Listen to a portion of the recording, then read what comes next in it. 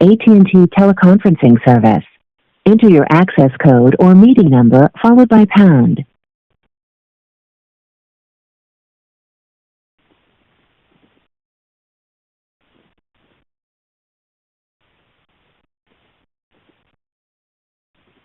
Enter your attendee ID number followed by pound. If you do not know your attendee number, press pound to continue. Your line has been muted. Press star 6 to unmute your own line.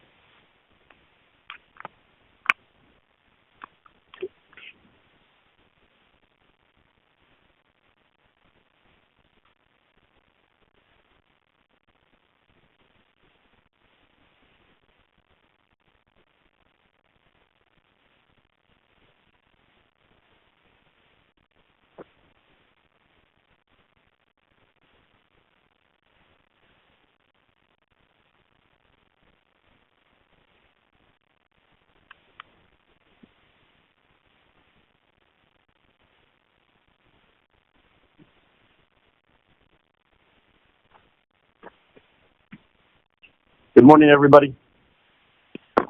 Good morning. Okay, let's start today with, actually we'd like to start again with politics and David. Good morning, Jeff.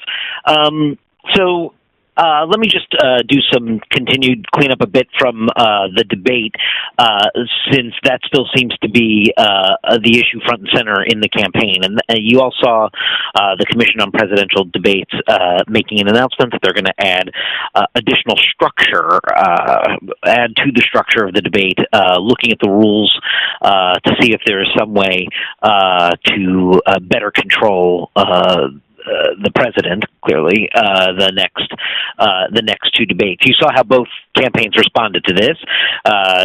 Joe Biden welcomed it and said that he hopes there's some way that they can indeed change the rules so that candidates can answer the questions. And you saw that the president said, get better moderators and a smarter Democratic candidate.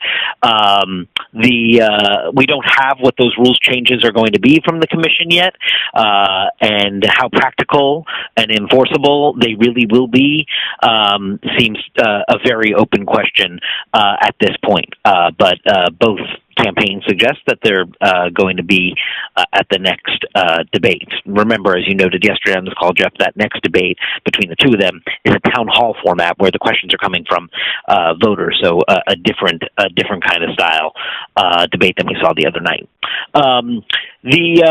The other thing that you see, and you saw this in the president's performance at his rally last night, is a president who, in front of his adoring fans, presents a totally alternate reality of what he perceived in that debate. And Dana Bash's reporting last night that you may have seen is that those around the president believe that this is analogous to when he said to inject bleach into your body to help solve coronavirus, that he didn't appreciate how problematic those remarks were at the time, and that they think this may be a situation where it takes a couple days, according to Dana's reporting of people around him, for him to absorb more coverage and understand that his refusal to denounce white supremacy is a real problem. You saw him trying to clean that up in some regard yesterday, though with no specificity and still not a full denunciation of white supremacy. Sort of just like, I think all those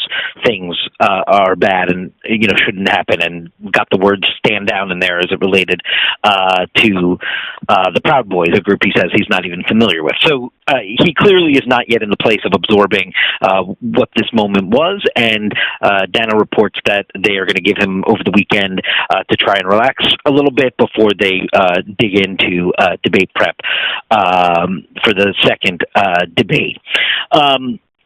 So that leaves the Republican Party and those that are on the ballot with him quite nervous. And you saw that throughout the day yesterday in the reaction you saw coming in from Capitol Hill.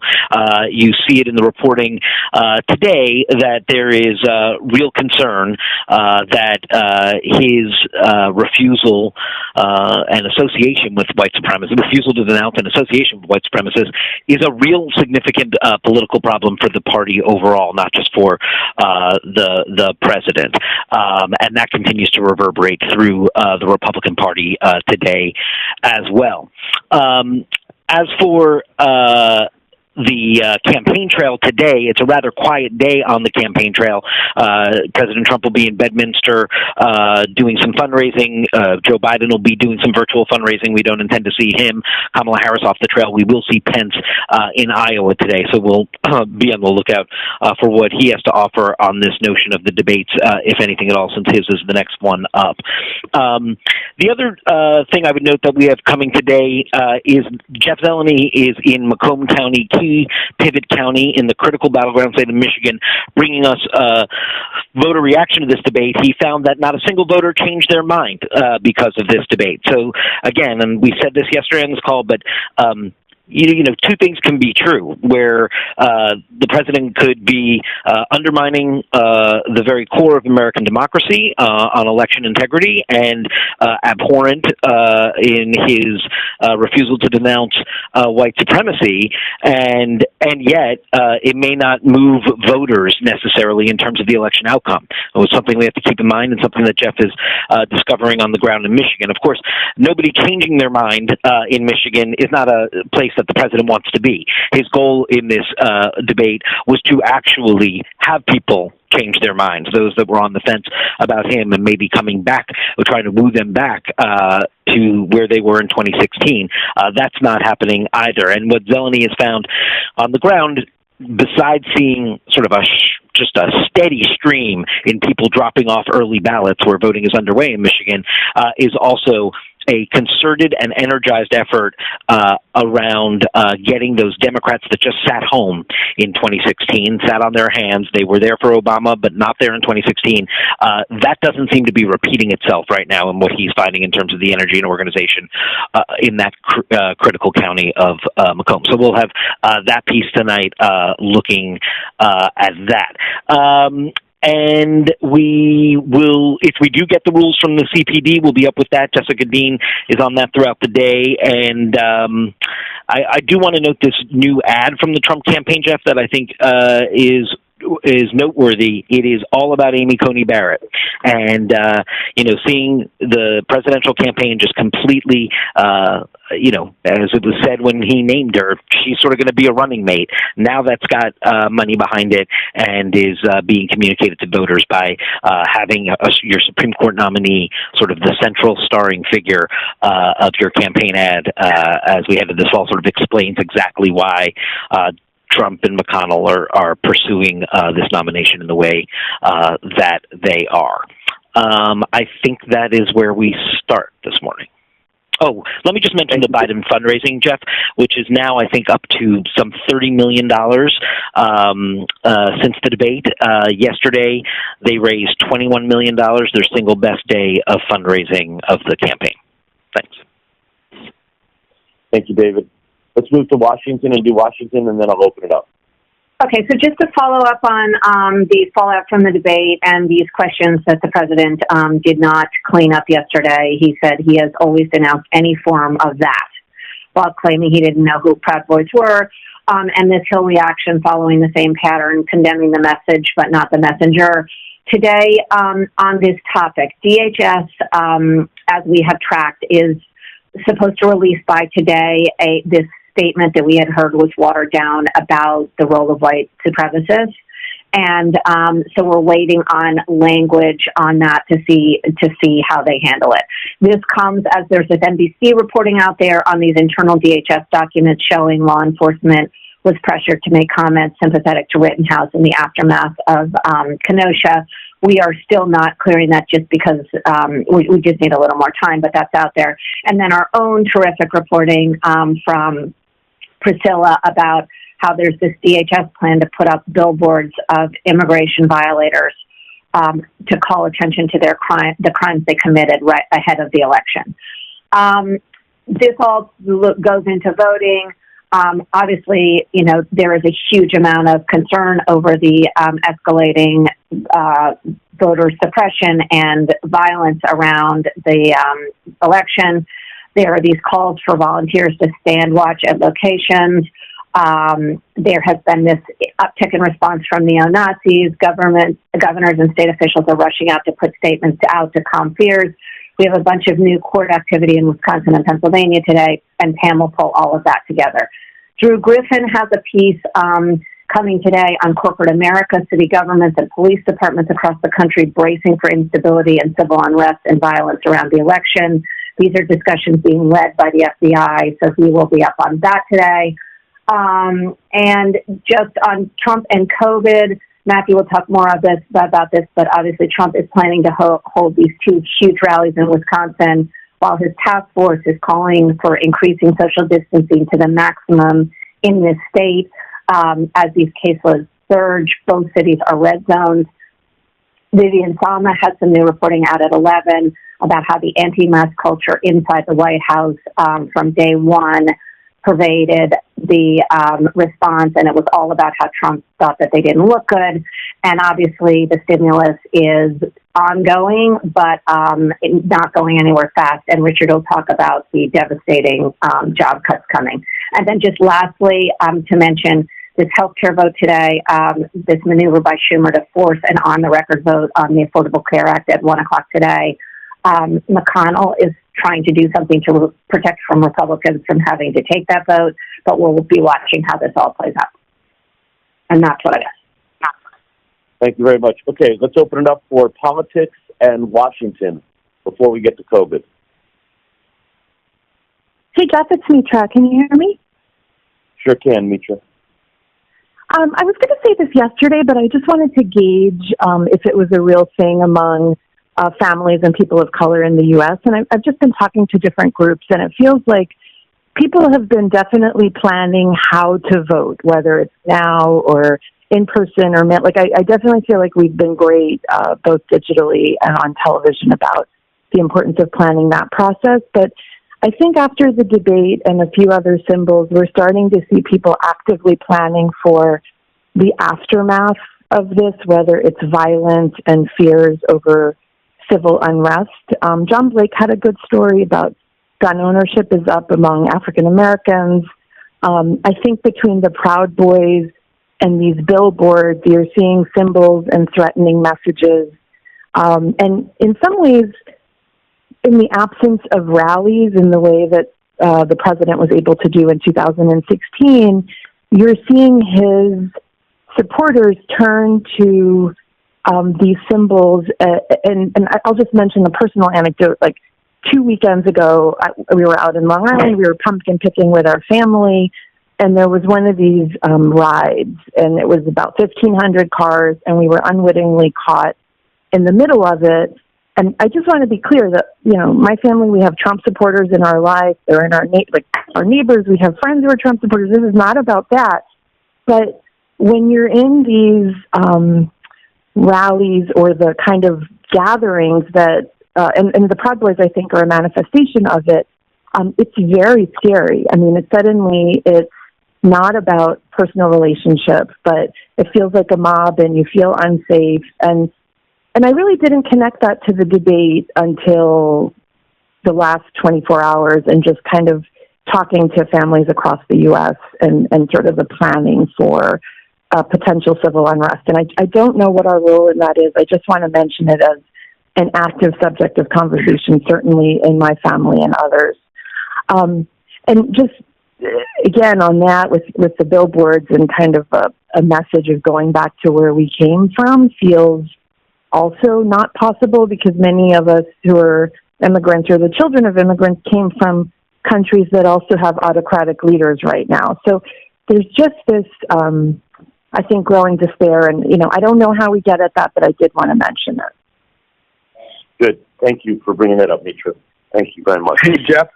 It's John. I just want to add a little bit more to that, because it came up in some of my reporting yesterday for Reality Check. The militia groups and vigilante groups, things like the Oath Keepers that I covered decades ago, are now actively organizing to support Trump's poll watching / voter intimidation efforts, while simultaneously, and there's a new profile of the leader of the Oath Keepers in the Atlantic by Mike Giglio, talking about a second civil war. And so all these groups that have been percolating for a decade seem to be aligning to be part of that voter intimidation effort, frankly, with the campaign. And I think that's a thread we need to dig much more on, because that could become a real powder keg unintentionally. Totally agree. I do think we need to, between Sarah and Ellie, what is going on in that world right now. And we did it yesterday, too, by the way. Ellie's reporting, Sarah's reporting yesterday, fantastic. But to Mitra's point and to John's reporting there, what are these groups doing now to, in light of all of this, to get ready for the election? I think is an important storyline. Virginia, Matthew, Leora, that I would like to get on. Other and thoughts? Both of them are on, yes, they're both on it and focused, and yes. Good. Thank you. Other thoughts? The other side of that equation, as Mitra also alluded to, is the plan of how to vote and how to vote safely. And we were talking about this in the 8 a.m. digital meeting. A lot of us were scared. A lot of us were very informed and very much on the news, and maybe there's not a logical reason, quote unquote, to be afraid of how I'm going to go vote as a black man. But, the history is, even when I talk about it, I feel it in my gut, literally. The history there is replete. So what we're going to, in digital, we're trying to very much to strike the chord between making sure people feel empowered to vote, go vote, make your voice heard, as we are as a network, right? As we have, the PSAs, et cetera. So we're trying to strike the balance between empowering people, making sure they know they can go vote. We don't want to be a part of helping the intimidation campaign, right? And so we're going to hit that note. But over time, between now and Election Day, we'll also get kind of every aspect of this, why you should feel safe to vote. We're not just telling you feel safe to vote. Here's what people are doing. Here people are preparing. So any reporting that we can do between now and the election, showing how people of color, how black folks are banding together, are preparing, are stealing themselves in any way, beyond the John Blake, gun ownership piece, will be a great service to voters too. Hey, Jeff, it's David. I think that the corollary of the story is that we have to go out to senators, governors, and local leaders and ask them what they're going to do to make sure that it's safe for people to vote, especially in light of the FBI chief saying that voter fraud isn't a thing, the DHS saying that white supremacist is the greatest internal threat. I think we have to close this circle and make sure that people who really can do something about this are held to account on record. So I agree. I think David just highlighted something that is really important that we need to be stronger about. The dual thing, the two things that that the FBI has said. There is no evidence whatsoever of widespread voter fraud at all, and white supremacy is the biggest domestic threat in the United States. Okay, and that that is what the FBI itself has said, the FBI director, and so Trump is completely on the opposite side of what his FBI has said on both issues. And I'm not sure we make that clear enough that the FBI has completely said the opposite. Other thoughts? And today is a really good day to have Ben Ginsberg, our new contributor. He is a Republican election lawyer who spent 40 years looking for the voter fraud that David was just talking about and couldn't find it. This is what Republicans have always wanted, needed to make their arguments, and it's not out there, and it hasn't been out there, and there's no better person to talk about it than Republican Ben Ginsberg. totally agree. Hey, Jeff, I wanted to do a shout-out and a suggestion to both the New Day and Now in the 9 o'clock hour, using the soundbite from the president regarding refugees in Minnesota, and suggest, as much as we've been talking about what he did regarding the Proud Boys, this might even be worse, because you have the President of the United States in a state that he wants to win, showing panic about the fact that this is going to be a refugee camp if Joe Biden wins, the state of Minnesota. And then what he did regarding Representative Omar, who you can disagree with, but and then stoking up the crowd to do the lock her up stuff. So on the day after everybody's trying to hose him down from the Republican Party regarding what he had to say about a far-right group, he goes out and becomes a far-right spokesman. And I just think we can't emphasize that enough. I agree, and I agree the Morning Show did a good job with this, especially pointing out his verbiage of our country. 100% right. Other thoughts? I just wanted to say that I think we've got good service, that it might be a good service piece to include what's your right as a voter when a poll watcher challenges you. And I don't think that there's much clarity around that, especially when you think about what happened in Pennsylvania. I think it was 2016, perhaps, when poll watchers required a voter to produce a neighbor to verify that they lived at their address. And to Mitra's point, people who were concerned about being able to vote safely and having poll watchers there. What's your right as a voter when someone who really has no more authority than you challenges you? I think that's a really good suggestion. Really good suggestion. Anyone else? Okay, before we move on, let me just try to, I think there's some big themes that everybody's already brought up and that David brought up, but I want to make sure that we're hitting, and we're doing all of these, but I do think they are the big themes. Trump continuing to undermine election integrity with baseless claims of fraud, okay? And he's continuing to do it. And that leads to the question of whether or not Trump in himself is a national security threat in light of what he's doing and in light of what he did in the debate. This is the Miles Taylor and the David Sanger piece in the New York Times. Is Trump a national security threat? And is the GOP distancing itself from Trump? It's unclear. At the same time, I think another political story that we should be focused on is Joe Biden holding off the left. Trump and his supporters and allies are continually trying to tie Biden to Bernie Sanders, the AOC, the left, the Green New Deal, and Biden clearly in the debate and subsequently is saying it's the Biden plan, and Joe Biden is the Democratic Party. They're not. And frankly, the left is holding their fire. But I do think there's a bigger story in Joe Biden holding off the left. We are almost entirely focused on Trump, but I do think we should focus on Biden holding off the left. And then, as I see that we're doing on the air right now, and I'm going to turn it over to Matthew because I think the other huge story is Trump going to hold rallies this weekend in Wisconsin, which is really the epicenter of the surge in cases right now, which is just an enormous story. And I think we can't focus on that enough.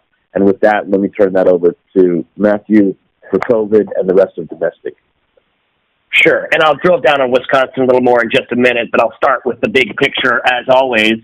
Sure. It is now October, so the 10th month on the calendar that America has been dealing with COVID. All the warning signs are still there that things are getting worse. 207,000 deaths, 7.2 million cases in America as of this morning. Another big bad day yesterday with 946 American deaths reported. The daily case average, now 43,000, is not good. and to put it in context from the last few months, it is where it was, well, on the rise in early July and still rising. And we remember how July went.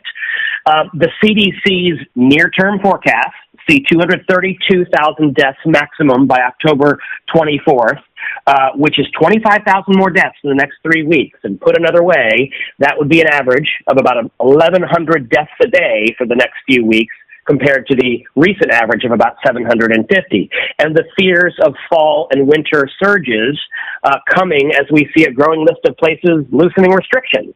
Mixed messages from the states in the absence of a national strategy. Mississippi, for example, ending its mask mandate.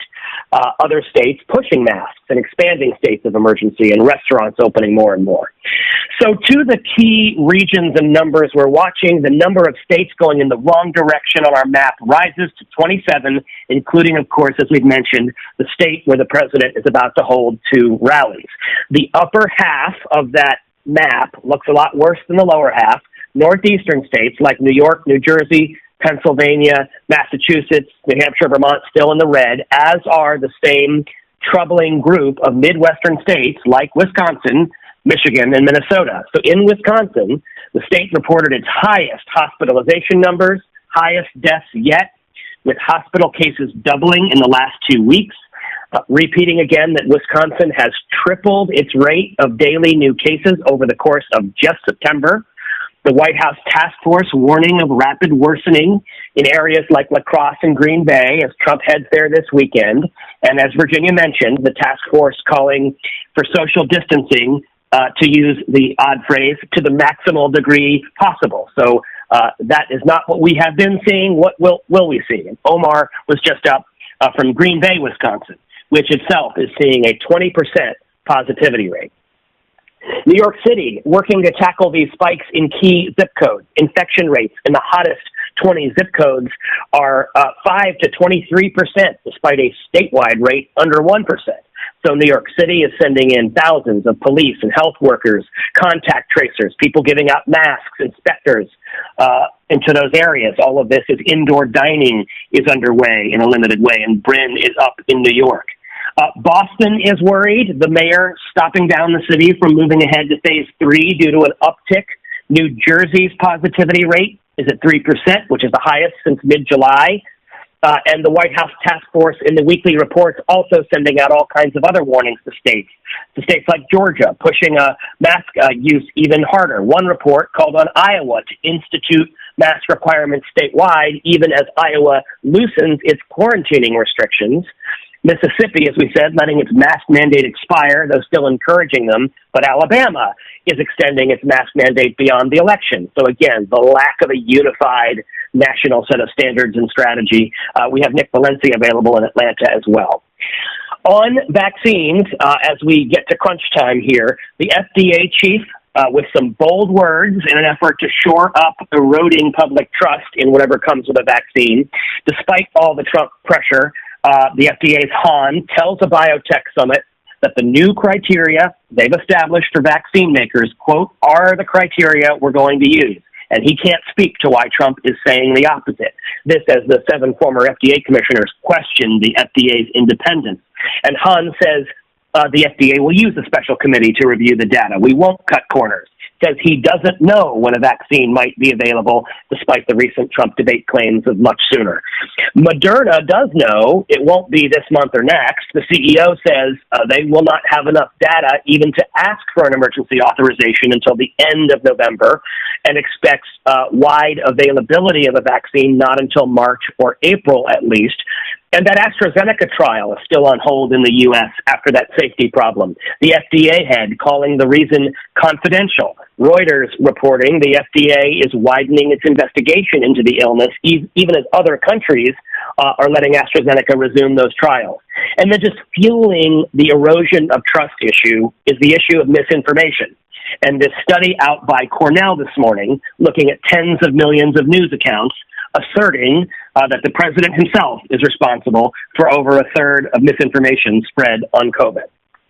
In terms of schools, New York City going much further with in-person openings this morning, high schools and middle schools now after saying that elementary school openings went well and smoothly earlier this week, and Bianna and Evan can talk about education threads in New York and elsewhere. On the health front, some new perspective on super spreading, this new study based on a giant contact tracing effort, millions of people in India, showing that most COVID patients never infected anyone else, that 70% did not infect any of their contacts, while 8% accounted for 60% of the new infections. Fauci hitting back at Trump's mischaracterization of his early mask comments is out of context. And this new study overnight on the wider implications of the pandemic outside of COVID. 2/3 of Americans have delayed or skipped scheduled cancer screenings. We have Sanjay and Jacqueline Howard available. Sports and COVID, obviously warning signs in the NFL and warnings from the NFL. This extremely rare postponement with the Titans and Steelers. And in the coming days, we'll find out about rescheduling, another Tennessee player testing positive, and the NFL cautioning coaches again about face coverings, telling them that teams could be subject to suspensions or loss of draft picks. And just also highlighting this touching Rosa Flores piece that rolled out this morning on families finally getting to visit loved ones inside nursing homes, which have been so much of the epicenter and locked down for so long. The wrap piece today is Nick Watt for 4, 6, 8, and 10. And I'll pause there.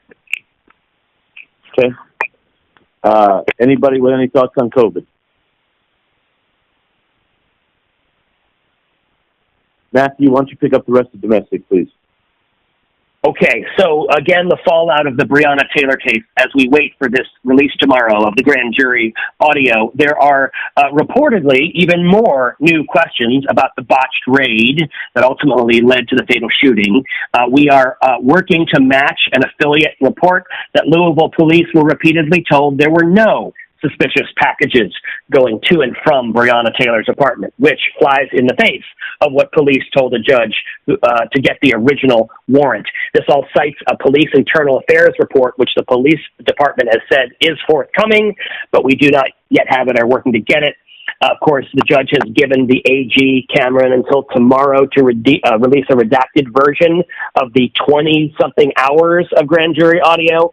And also happening today in Louisville, the new interim police chief is sworn into office with all kinds of changes planned for the department, and Mark Morales sat down with her, and Shimon Prokupet is available to come up from Louisville. The wildfires, the newest Northern California fires, have burned through more than 100,000 acres in just days. The fires are definitely getting deadlier. Those fires have killed 4 people. The overall death toll in the western United States has climbed to 41. Those glass fires and Zog fires, both barely contained at all. We have Josh Campbell and Dan Simon splitting the day from Santa Rosa, California. And just also noting Stephanie Elam's piece this morning on the LA deputies' shooting ambush arrest, a man already in custody for carjacking and shooting, now pleading to 2 attempted murder charges. And I think I will leave it there. Okay, thank you. Does anybody have any thoughts on anything domestic?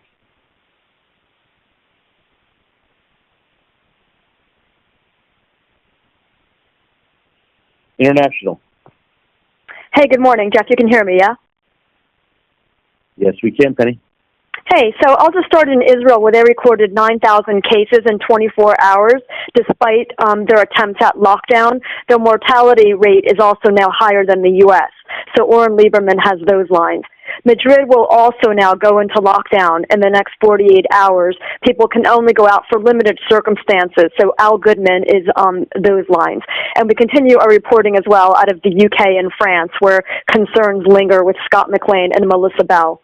In China, it's a big national holiday, and there are almost 500 million people on the move. We're seeing scenes there we haven't really seen in 2020, crowded stations, crowded highways, reports that domestic air travel has returned to pre-pandemic levels, and reportedly hotel bookings for this Golden Week, as it's called, have surpassed last year. So the country is obviously eager to show it's beating the pandemic, but has it?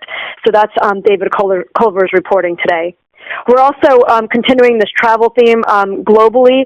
South Africa is reopening their international borders to select countries for the first time in 6 months. Eleni Giokos has that from Joburg. Peru is also resuming international flights, and we also learned this morning that Germany is lifting their global travel warning. So Quest is on all of that. He's also going to tie in the aviation layoffs we're seeing in the U.S. today. And then just lastly on COVID, a month-long nightly curfew and restrictions in Cuba are lifting today, and Patrick Ottman has that. Just on non-COVID news, in Russia, Navalny gave his first full interview to a German publication. He blamed Putin again for the poisoning and described what it felt like to be poisoned. Fred Pleitgen has those lines. In another example of how Boris Johnson is under pressure from all sides, the EU is suing the UK today over what they say is a breach in contract of the Brexit withdrawal bill. So Nick Robertson has those lines. And then just lastly, Delia Gallagher is available if anyone wants her on the tension between the Trump administration and the Vatican, as Pope Francis refuses to meet with Pompeo during his two-day visit to Rome. They say the Pope doesn't meet with political figures so close to an election. So that's where we start today, and obviously all the debate aftermath and the election stories are our main headline today as well. Great. Thank you very much, Penny. Business. Jeff, good morning. All eyes on the labor market as 837,000 Americans filing for new unemployment benefits last week. This was better than expected, but still higher than the highest peak during the worst recession. Bottom line, job creation is slowing and layoffs are still going on at a rapid pace, but not reflective in today's report is the dizzying amount of layoffs announced in the past 24 hours. Companies like American, United, Disney, Shell, Goldman Sachs, all announcing layoffs, upwards of 60,000 in total. And of course, tomorrow at 8:30, we will get the September jobs report. As Sparkus smartly noted, this will be one of the final verdicts of the Trump economy. Christine Romans was up on it for New Day, Christina Alessi and Julia Chatterley available as well. And of course, Pete Montine available on those airlines, United, American, cutting upwards of 32,000 jobs.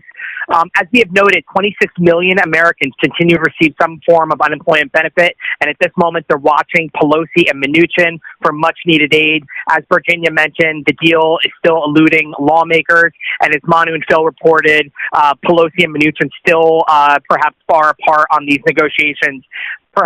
Layoffs at Disney and the airlines and Goldman may finally light a fire under the White House to push hard to get a deal done, but we'll see what happens there throughout the day. That's where we begin on COVID. In non-COVID news, at 10 a.m., the Senate Commerce Committee will hold a markup vote on whether to subpoena Mark Zuckerberg, Jack Dorsey, and Sundar Pichai over Section 230. Brian Fung is tracking that. And Donny releases another eye-opening piece tonight. He attended last night's Trump rally, did some real-time fact-checking with Trump supporters about false videos showing Biden wearing an earpiece and a wire. Donny talked to Trump supporters as well about QAnon and how, the support for QAnon has risen since some of these reporters have more time on their hands and are spending more time online. That piece releases for CNN tonight, and that's where we begin. Okay, I would just say that on the business side, I think, as has been noted on this call, Christine Romans reporting through this morning already, all of these job losses, the number of job losses this week in the United States is just staggering. You know, whether it's Disney or the airlines or Goldman Sachs or whatever it is.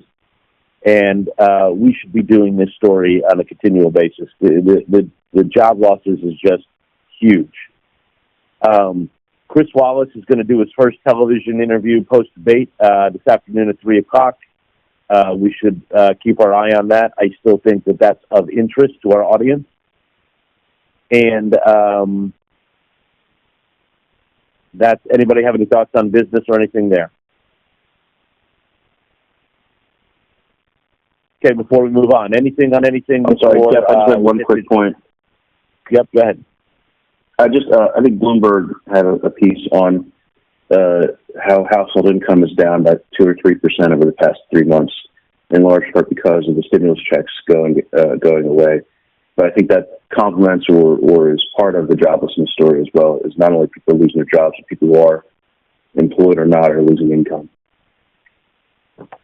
Yeah, I think that should be part of that reporting. I think that's a good note. Anyone else? I just want to circle back to the point I made earlier that, so much of our coverage is through the lens of Donald Trump.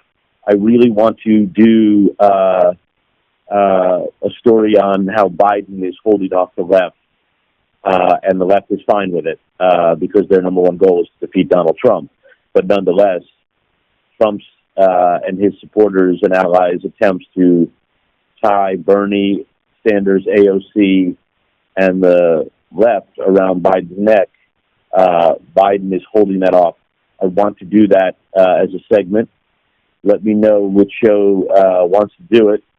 Otherwise, we'll assign it. Digital. Hey, we had 35 million yesterday, and really importantly, 65% higher engagement yesterday across our entire portfolio over the 4-week average. The biggest stories, not surprisingly, were the debate takeaways at 1.6 million, and a kind of counter-programming piece related to debates when Biden said, Inshallah. We talked about that piece, and we've got 4.6 million uniques, kind of second highest by consumption and audience in our portfolio. Right now, we have Collinson at above 10,000 on the white supremacy angle and Trump punting. And engagement, we have over 2 minutes on the debate roundup from opinion. So as Jeff said, that shows the audiences are still very much with us in that story. We'll continue today. The debate follows. All the voter intimidation stuff we talked about. Marshall Cohen has a great piece tracing how misinformation, in one case, went from social media to Trump's mouth, and what that means, the ramifications thereof. We're going to do a guide that will keep updating now for Election Day on what you need to know to vote in a really simple, straightforward way to empower audiences, and everything you know about going to the polls. Donnie has a great piece on QAnon and the far-right misinformation and Trump supporters, including on the ground with Trump supporters. And other stories we have is on the race front, Breonna Taylor. We have a piece explaining how could bullets endanger her neighbors' lives, but not hers, per the charges that the grand jury looked at. And another piece on how there were no suspicious packages arriving at her home, which was the whole reason for the no-knock warrant. We have a piece on a black student who had police raid her room with guns and tasers drawn because her white classmates didn't want her there. And then I should mention a really great piece with regards to debates again. We have a great piece from International on the New Zealand debate, political debate right now between two women, and how it was certainly tough, but nothing like what we saw between two men in the U.S. And finally, Chrissy Teigen, miscarriage, is doing an amazing service for all kinds of audiences, not just because she's a celebrity, but because that topic is widely discussed and important and not often talked about. And then finally, we have our third What Matters Now live event today at 1 o'clock, featuring Joan Biscuit on the court. That's it. Thank you.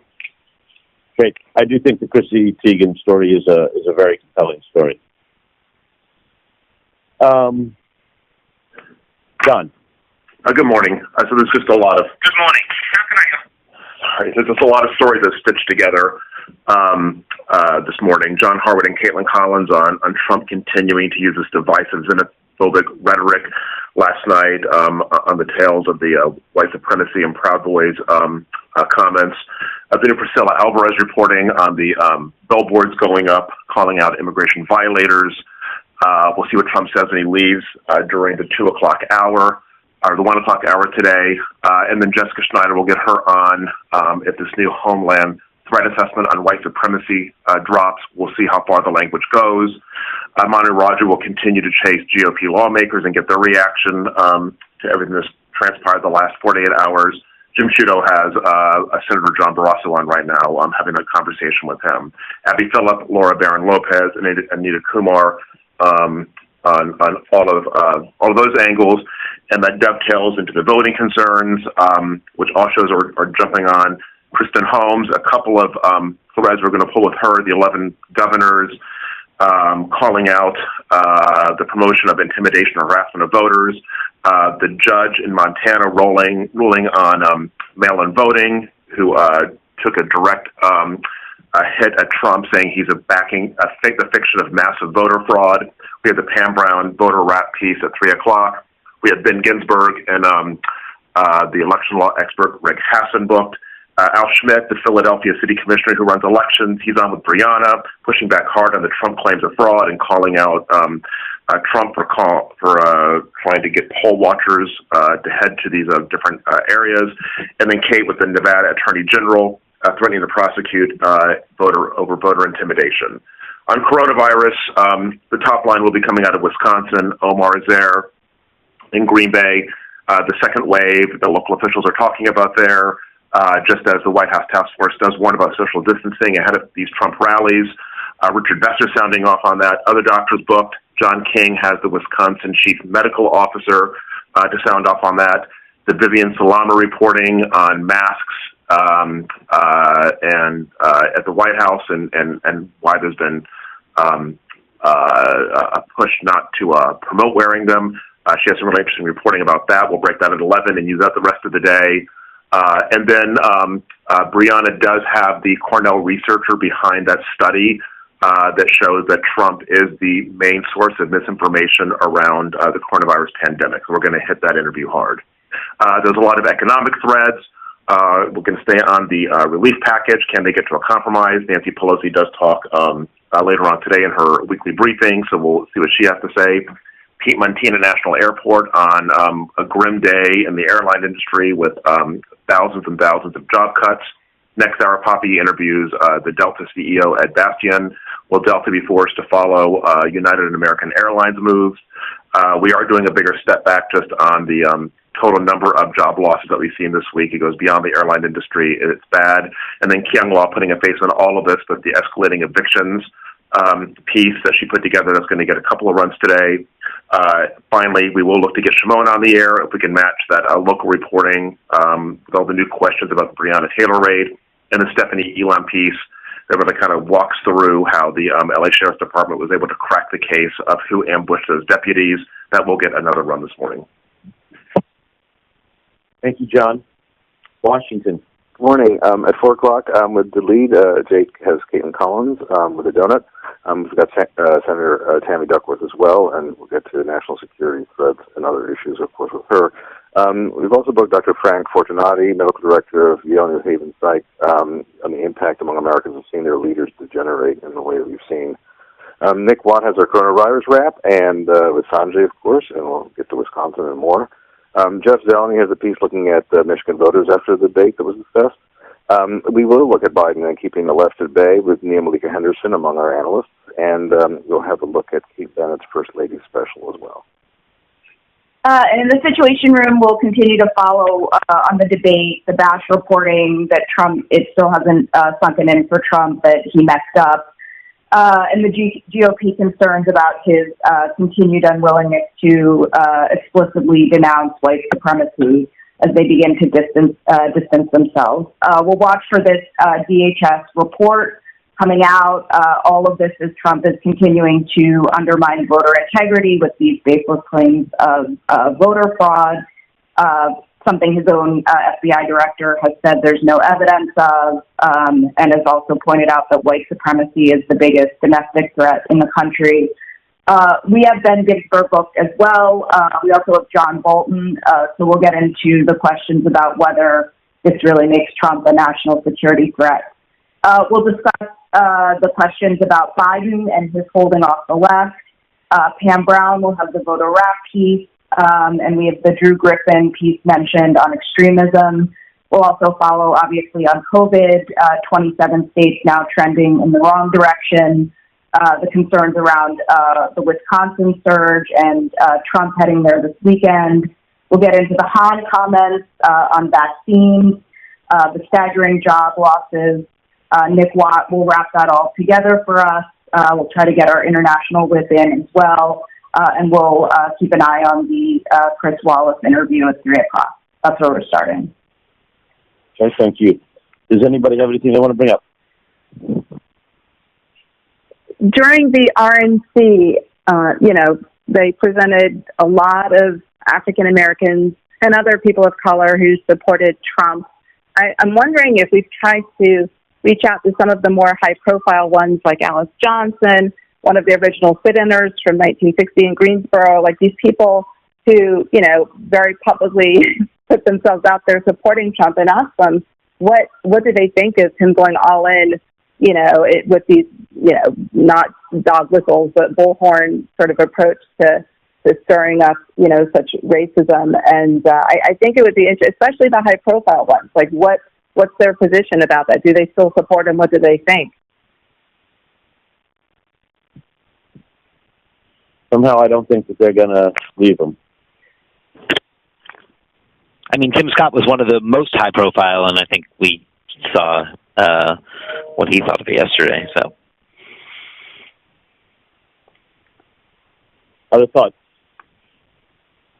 Hey, Jeff, I just want to add one more note on the voter intimidation possibilities. We were talking a lot about the white supremacists and other right-wing extremists showing up. We should also remember, though, because we talked about this before, that 2 years ago, a federal court lifted a consent decree that was restricting for decades Republicans' ability to intimidate voters at polling locations. And it was based on multiple instances of, in particular, where Republicans had intimidated Republicans or Republican operatives or members of the RNC even had intimidated, especially minorities, from voting, preventing them from voting at voting locations. And that was lifted based on, I guess, the judge cited, I don't know the exact words, but good behavior, essentially, that they had not been violating this, and that thus they had sort of served their penance, I guess, and were able to be free to continue to have increased activity at voting locations and representation there. And this came up before because Trump, remember, said he's now calling on his supporters, but before he had said he was going to send marshals and other law enforcement officials to be at the polls. And we should not forget that part of it as well. I think it was back in August when he said that he was going to have law enforcement. He said U.S. Marshals, et cetera, and others. And it was in the context also of when he had sent, DHS officials into cities on the West Coast. And people were saying, boy, if he has the right to keep sending in the federal troops everywhere, what's that going to mean for voting? So I do think that there's a bigger story beyond just what he said about the white supremacists and the extremists activating. That's obviously scary and a huge problem. But he's also said he would have law enforcement do it. There's just multiple facets to this voter intimidation operation. And I think we need to really be on all of those aspects of it, especially in the wake of that court ruling in 2018. Okay. Anyone else?